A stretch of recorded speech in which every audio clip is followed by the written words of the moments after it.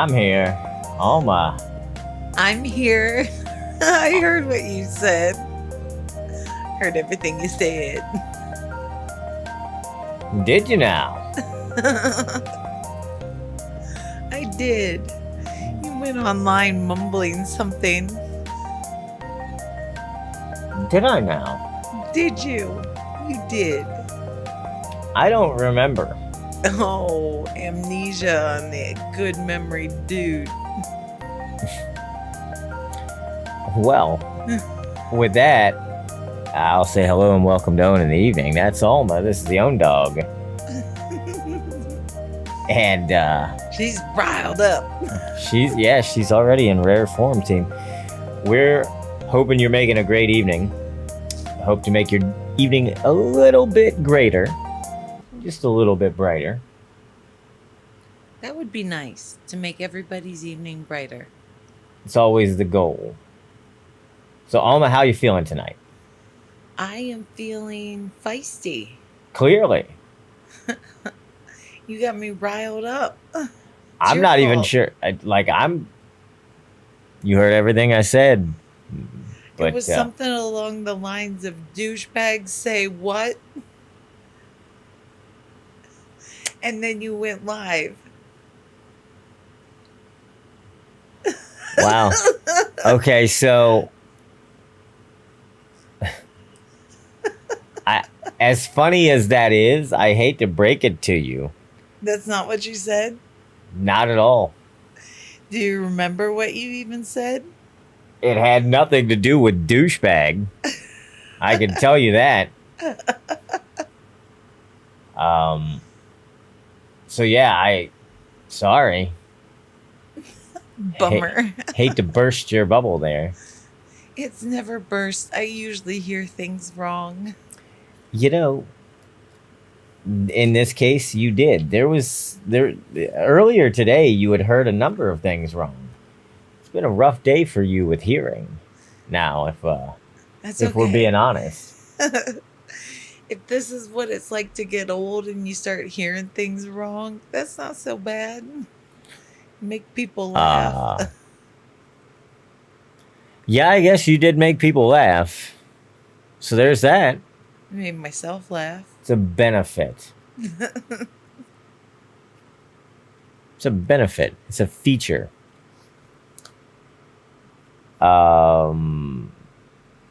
Okay, well, with that, again, welcome to Ownin the Evening.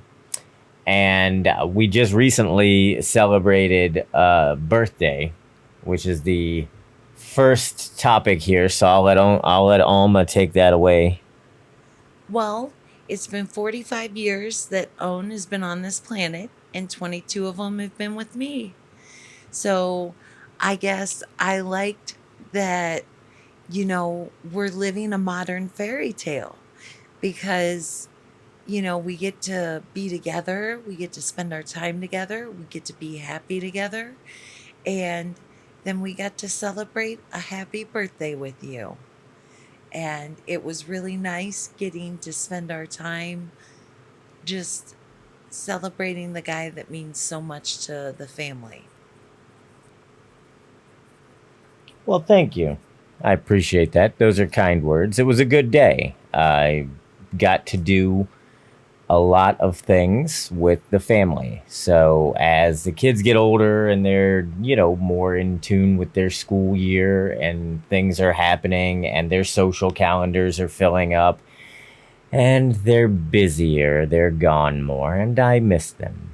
So as much as people love to see their children go to school, I do miss the kids now that they're not home as much. So on my birthday, I was able to spend a little bit of time with pretty much each and every one of them.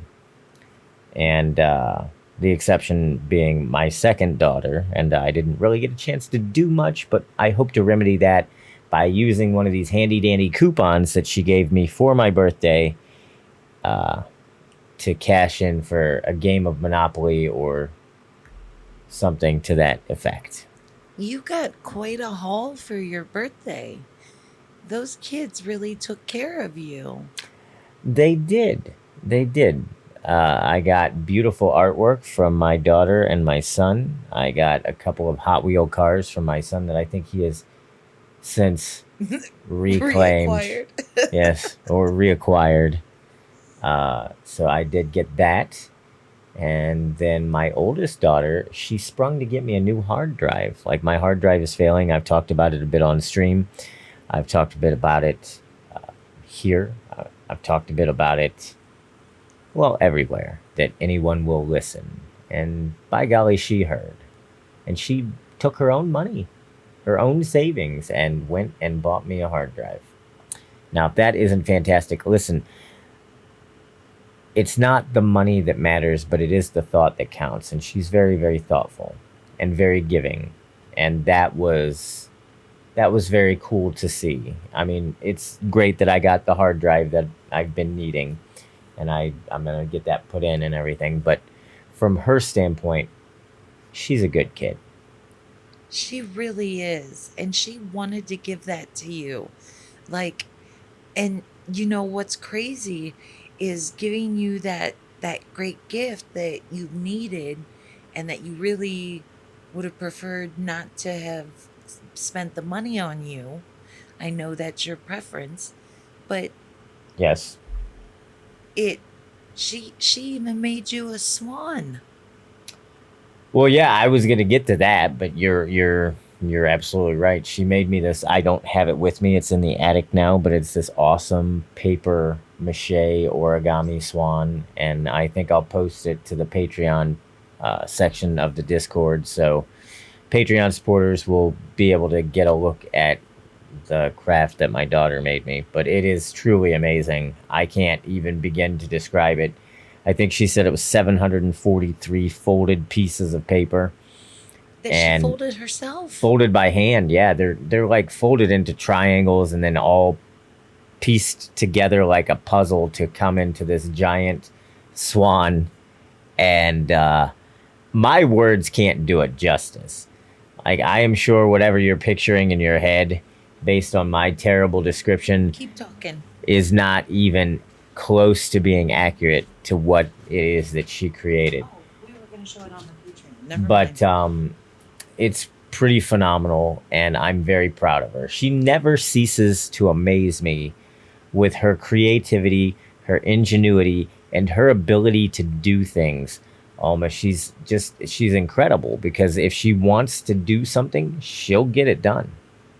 You're right. She really is just that up and go getter kind of girl. And she takes that to heart with how she gives to us, with how she gives to her friends and and just even people in general because she's a good girl. I love that baby. Yeah. Yeah. I can't add anything to that. I love her too. She's a good kid. I love all of our children. They're all good children. We Um, have good babies. we They're do. And they're not so babyish anymore. I call them babies because they're so young in the ways of the world, but they're just they're growing into little people.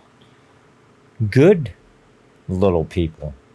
Our second daughter has that friend who, is struggling with food security at home and doesn't get to eat um, as often, I'm sure, as she'd like to. But we were able to help out again today uh, with some food, and she likes to be able to help our second daughter, that is. So she, again, talking about good people, we would be remiss if we didn't mention our second daughter.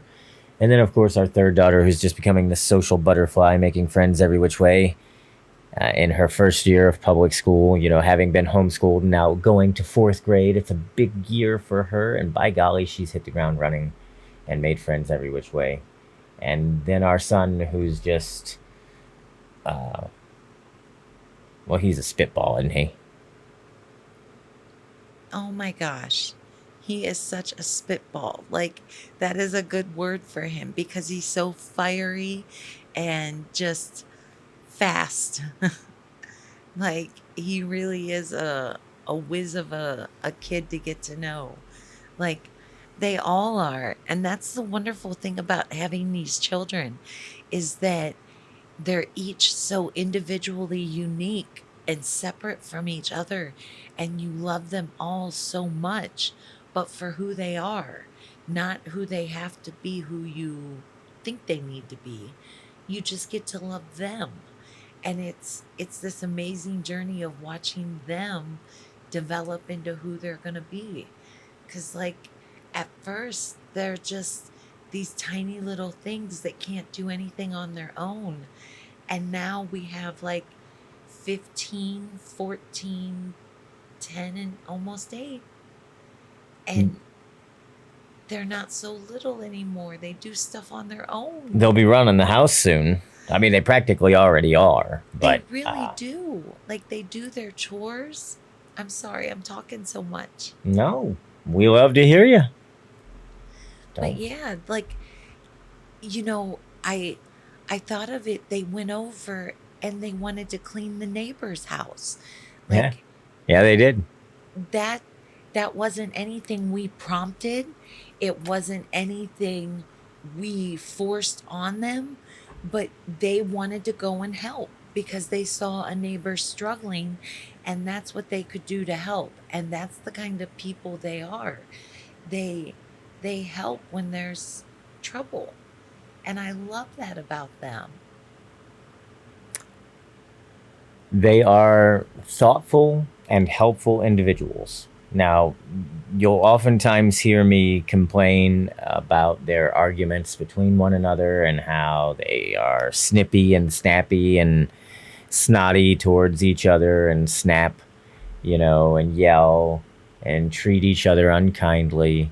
But at the same time, I come to see more and more and recognize that that's a rivalry that is here, intra family. As I don't see any of these behaviors really toward the outside world.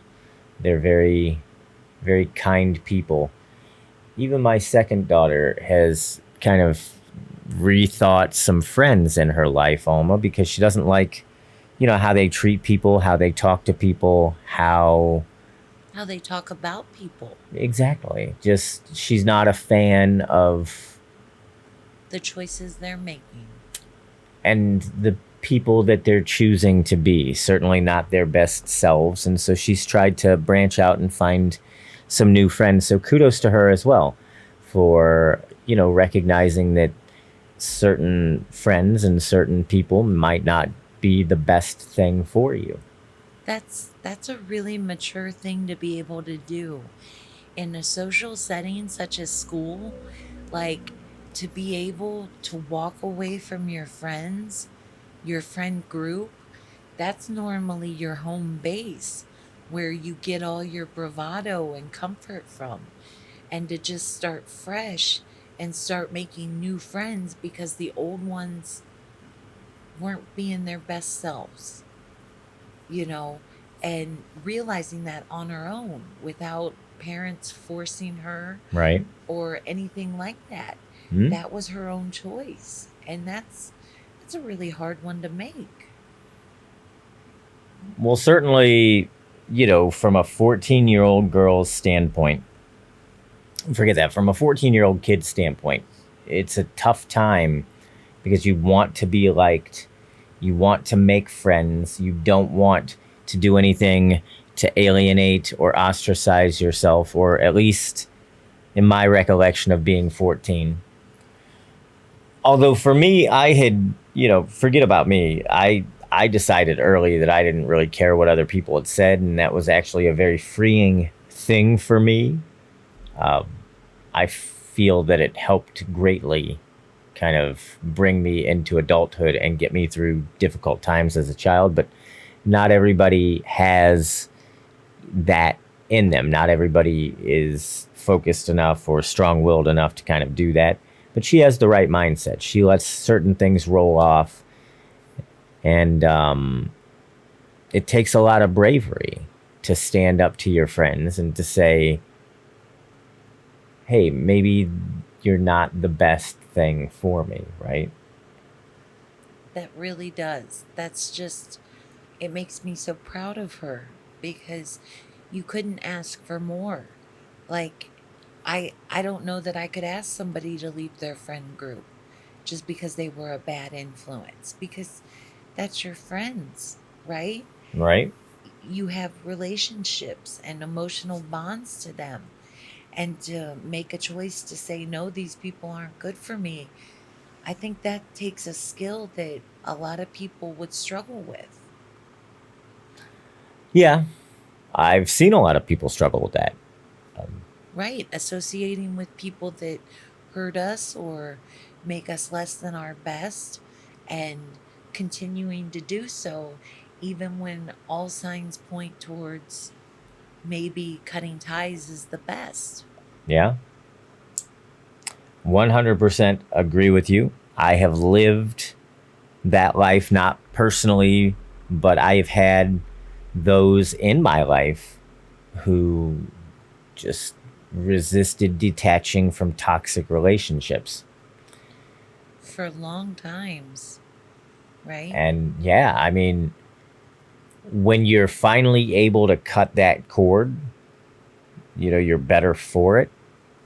But traditionally, in my experience, I've seen it go the other way, not what our daughter has done with the bravery to step away from friends and branch out, make new friends, and find people that are a better fit and more in line with the person she wants to be. But I've seen more from the other side where, yeah, you're making wrong decisions and surrounding yourself with wrong people who are reinforcing negative or bad things that you're doing, bad habits that you're engaged in. And it's just a self-spiraling, self-fulfilling prophecy. So hopefully you're wise enough in your moments and in your days to lean on the people who are giving you good advice. That's the hope. And that's the hope that you have people in your life that are giving you good advice. Yeah. Not just to be able to hear it, but to be able to get it. Right? Well, hopefully. To swing into a bit more brevity, I over the birthday for lunch, I wanted to try this new queso dip that I found a recipe for, and we did try it. And my golly, was it good. Oh my gosh. And it made so much. That recipe was Yeah, huge. there's leftovers. I've had a bit of the leftovers. I might actually break into it again tonight. But what was actually really interesting about it, Alma, we tried to make a queso dip not too long ago, didn't we? Tell me about how that went. You're laughing. Why are you laughing? Oh my goodness. It was so bad. I bought, I bought, I got Walmart cash. Okay, so we just give us the short story. We don't have Walmart cash. Nobody cares.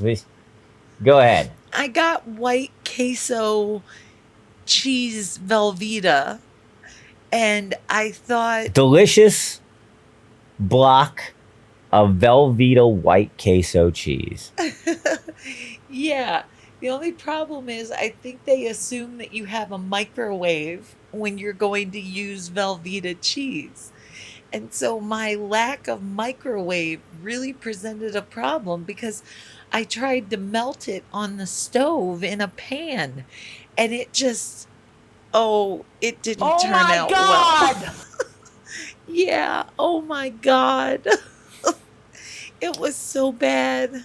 Now, first and foremost, I ate the dip and it wasn't great. And it was the second time, Alma, that you had tried making that dip. Yes? Oh, I made it for our third born. I made it for her too. So our youngest daughter got to try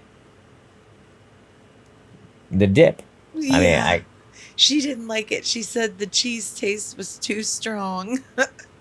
Well, that's because as we come to find out, there's more in queso than just Cheese. the cheese. So that was your first problem, is you didn't mix anything with the queso. So we probably should have looked up a recipe. That Yes. would have been helpful before we tried to make the white queso Velveeta. So again, no slight to Velveeta. It was, I'm sure, delicious block of cheese that we could have made a superb queso dip out of, but we just didn't have the know-how. Yeah. Yeah. I even now my mind is trying to think of like jerry-rigged ways of of throwing it together, like putting salsa in or something. Yeah, no, that's what you did. You took salsa and just scooped some salsa out of the fridge right into it. Ah. Now, when we made queso, we came to find out that there's tomato in it and poblano pepper and cornstarch to keep your cheese from getting grainy. So there's lots of things that we didn't do, including condensed milk. So Yeah. all of this stuff probably would have helped make a better Velveeta queso. But we didn't know any of this. No, we knew none of it. We just And had Alma's guessing. and Alma, as you were going through the process of making the Velveeta queso, how much did you look up? Oh, none. Because I don't look things up. And for the queso that we made for my birthday, how much of it did I look up? You went to the Chromebook very many times. But it was a recipe that I found online. Oh yeah. I didn't just say, let's get some Velveeta and make a dip. Well, when you put it like that, it sounds crazy. Well, you're to be fair, I'm Peter Prepared and you're Wendy Wing It, Peter Prepared and Wendy Wing It. right? Oh, those are good. We gotta write that down. I mean, if that's That's a comic book strip, like the Goofus and Gallant of. isn't it gallant?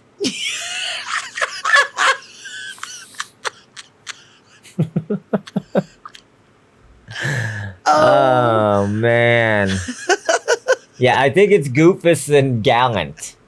That makes so much Not more gallant. sense. Gallant. Gallant. Maybe it is Gallant. What do I know? What kind of name is Gallant? What kind of name is Gallant? He's like a Fridge. gallant knight.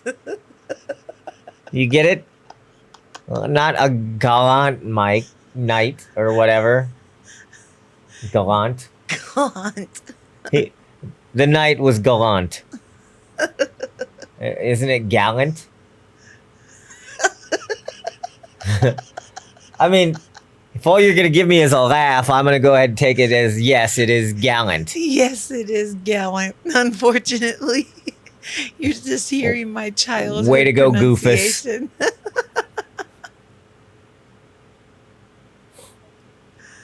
Oh. So, Alma, yeah, I guess you'd be Goofus and I would be gallant.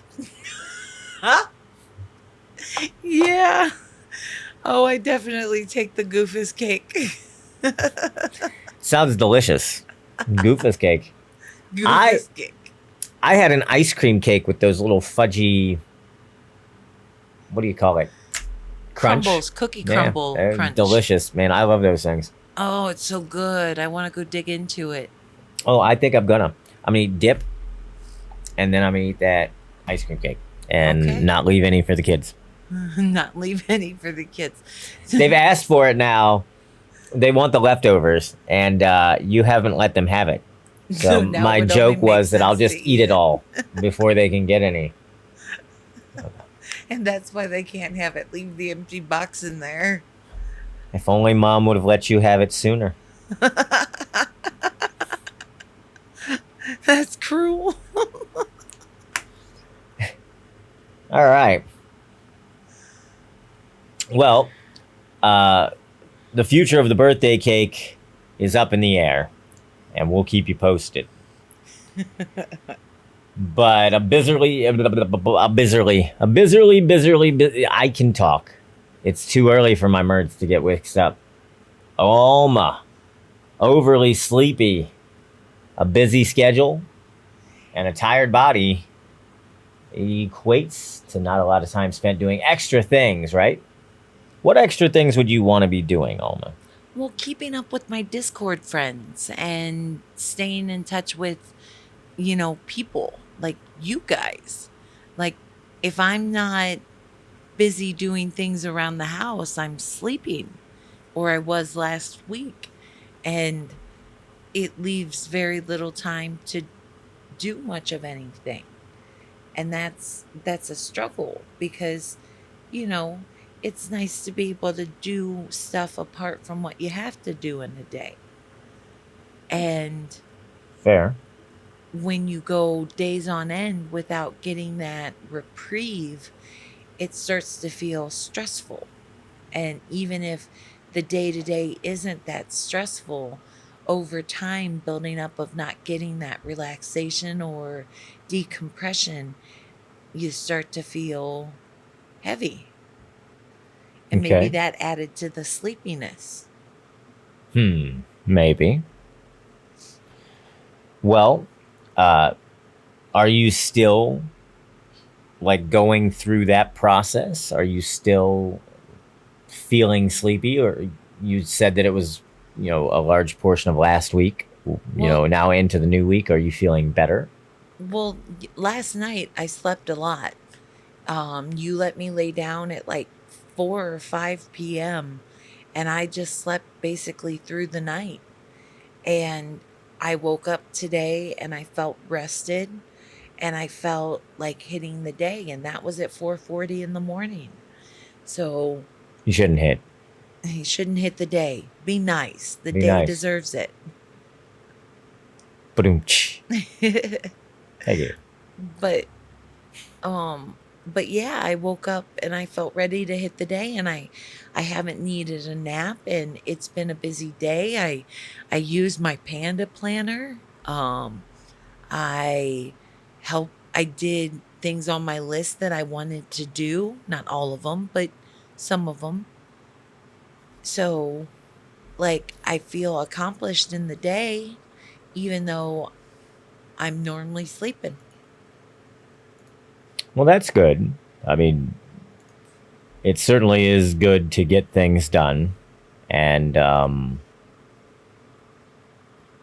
it is good for you to see you more in the day, because I can vouch from the other side of it to, most of the time in the middle of the day, you're going to either fall asleep on the couch or end up going upstairs for something and then never coming back because the bed ate you.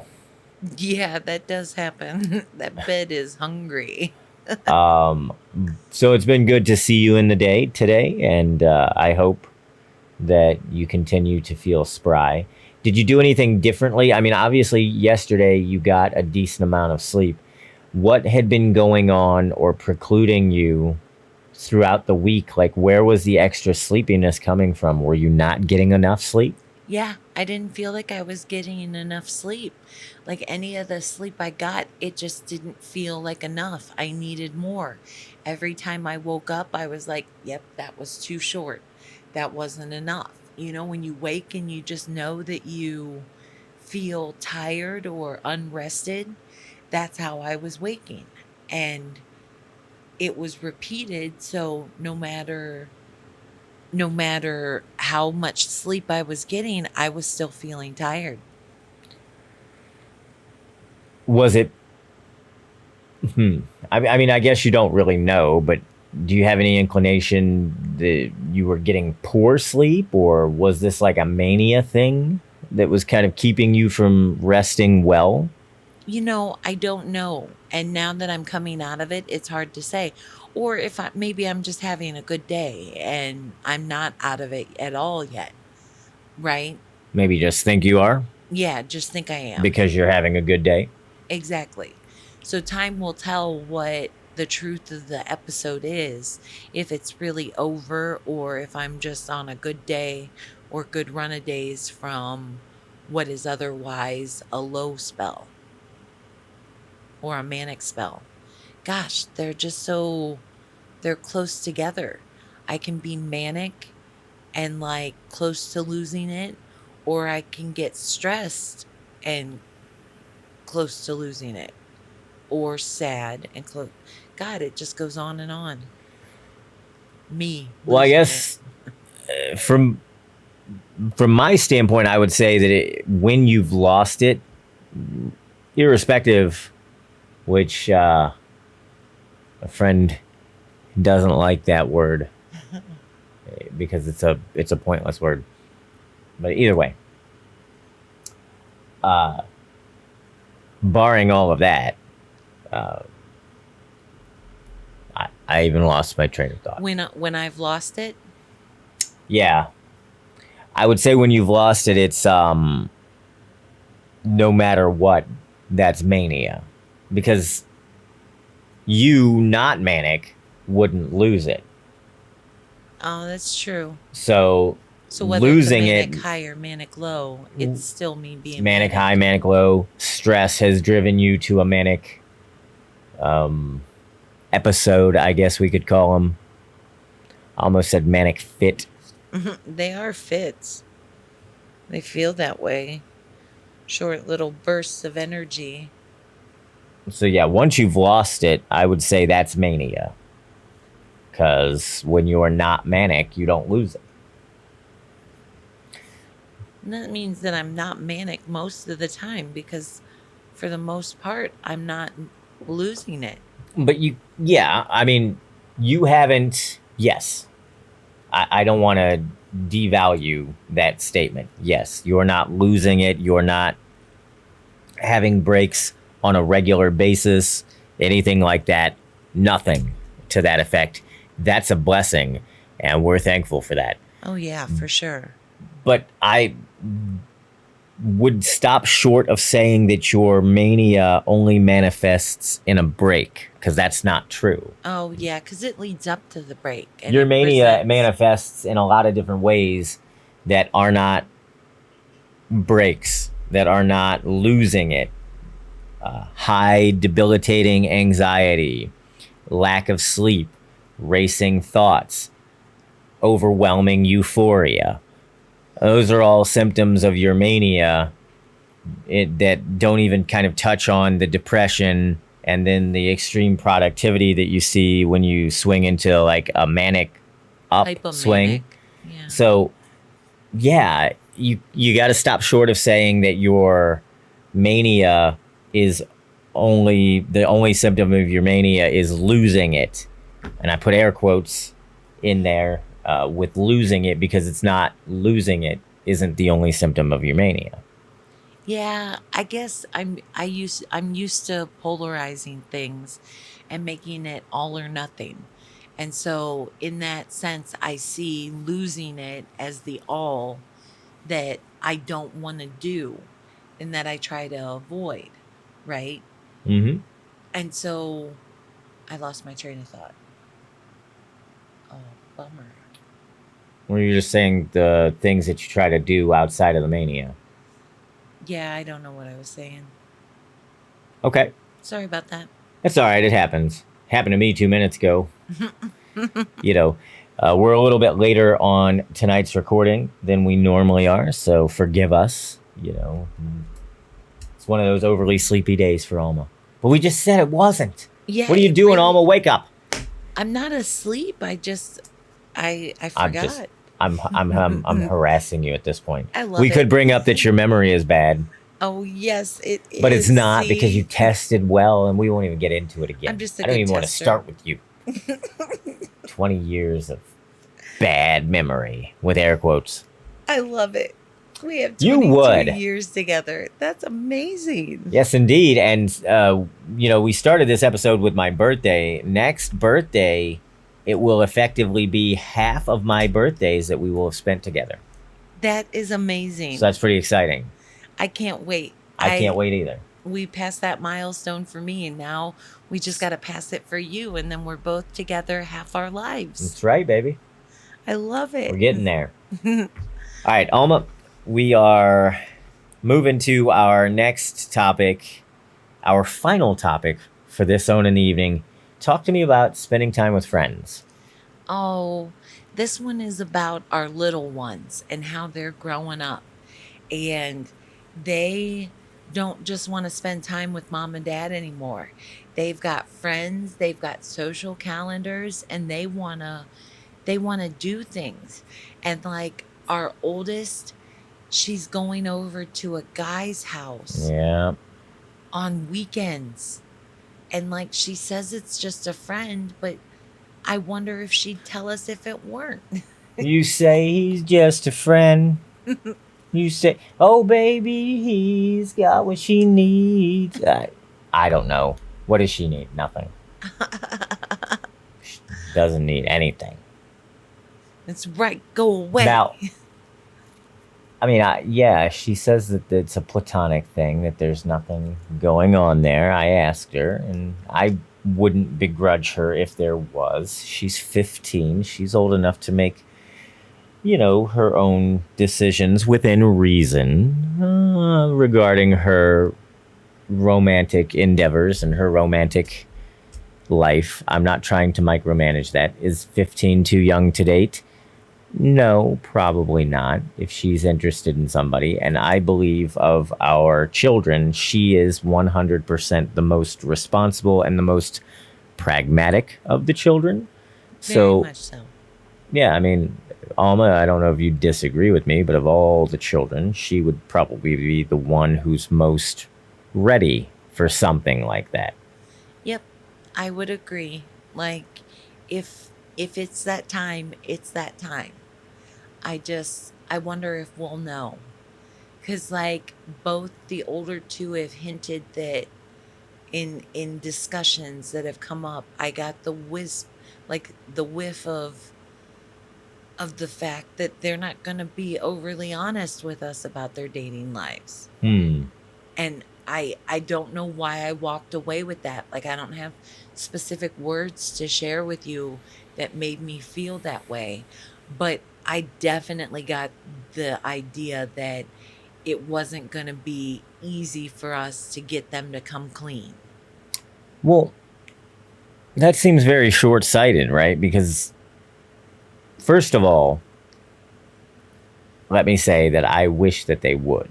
I'd like to foster that kind of relationship, and they, shouldn't feel weird or afraid to talk about that kind of stuff, because I say a lot of funny things all the time. I'm barking different things, but I'm a reasonable person, and I have been a reasonable parent, or at least I think, and generally the children seem to agree by and large that I'm somewhat reasonable. I've been known to lose my temper and act unreasonable at times.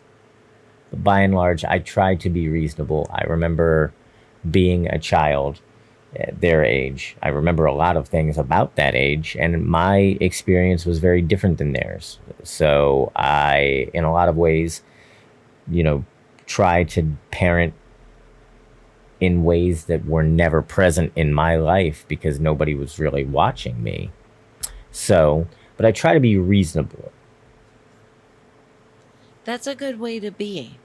And I think, you said that you didn't have the childhood they had. I don't think I did either. Like, I had a good childhood, but like, my parents weren't in love with each other and they weren't happy. So it created an unhappy home environment that I was struggling to get out of. I don't I don't know how hard they're struggling to get out.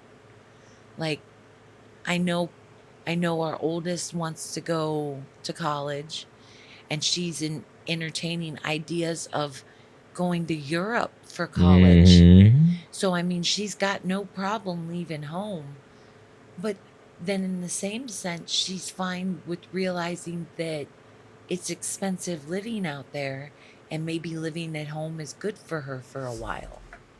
Would you hold the mic closer to your face? Is that how close it has to be? I mean, all right. Think about where it would be if you almost got a lapel mic. Okay? And for whatever reason, she's holding it. So if you can see me, she's holding it like way out here. My bad. Like, why would you, of all the places you would hold it, what are you, Bob Barker? Get that thing up here. So I can adjust that later, but you can do a lot. Like, I'll help. Think of where it would be if you wore it. It'd be right here. Okay. So yeah, I mean, when you're all the way out here, keep it somewhere close. Yes. All I right. gotcha. Anyway, that's a sidebar because I just noticed like your audio was good and then it had dipped and so it had gone way down, and it's probably because your arm drifted out because you don't like to wear the microphone. Because I'm not usually wearing clothes that accommodate the microphone. I don't have a problem wearing it. You're not usually wearing clothes. Not the right clothes. So, all right. Anyway, we could talk about all that off air. We don't need to clog up the Ownin the Evening show. Although maybe folks, you might enjoy hearing that sort of thing. Let me know in the comments. That's the kind of thing you want more of. Me questioning Alma. I love when you question me. I feel so interrogated. I ask a lot of questions. I have to, or I would not. Listen, if I didn't ask a lot of questions, there would be a lot of things that I wouldn't know. And that would be okay, because you don't have to know everything. It's not really that I need to know everything, but it's the abject misleading that everyone does. That's the problem. See, the reason I have to ask questions is because people will mislead with a truth that's not really the truth. You don't lie. Like my second daughter's mastered. I know exactly how to do this. This is what I would do if I were trying to sell you something. But I don't need to be sold stuff. And yeah, so I got to ask a lot of questions to get the bottom of crap because people are going to try to give me half-truths. Maybe you're just mistrusting. No, because the facts bear out. Yeah, they do. Right? There are a lot of mistruths. Like you're asking me at this point to just disregard reality. Hey, I like doing Forget that. everything you've seen, learned, heard, thought, and experienced. Let's go a different direction. None of that matters. It's in your head. No. Definitely not in my head. Gotta ask a lot of questions. If you don't ask a lot of questions, you are not gonna get any sort of semblance of reality in your answers. Think about how many questions you have to ask to get the truth. Like, what normal parent that's working a full-time job has that capacity to like be that alert at the end of their workday I don't know. to deal with kids? Can you imagine? And so if every house is like this house, then that would be exhausting after an already exhausting day. I can speak to it because this house is like this house and it is exhausting. You're like, And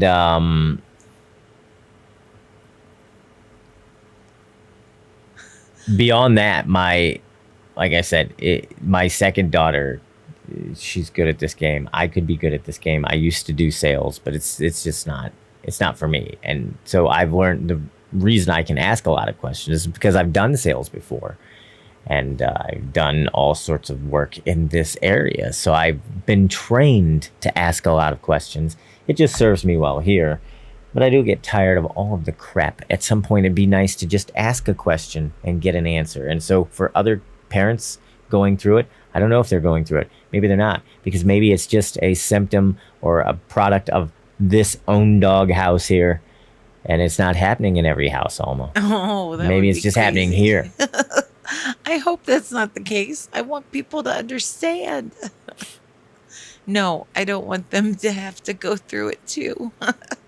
I take it back. But regardless, I will say this. They're good kids. And so what I get, and almost good people. And so what I get from asking a lot of questions, I get to the bottom of the truth. And while it frustrates me that I have to ask so many questions to get to the bottom of things, ultimately the things that I'm getting to the bottom of are small things, poquito, and that's good. That's a good problem to have, because it's not like I'm having to figure out who stole money from me or who, snuck out of the house last night or any of the other myriad problems that a family might be going through. A number of things that I can remember my brothers pulling on my mom.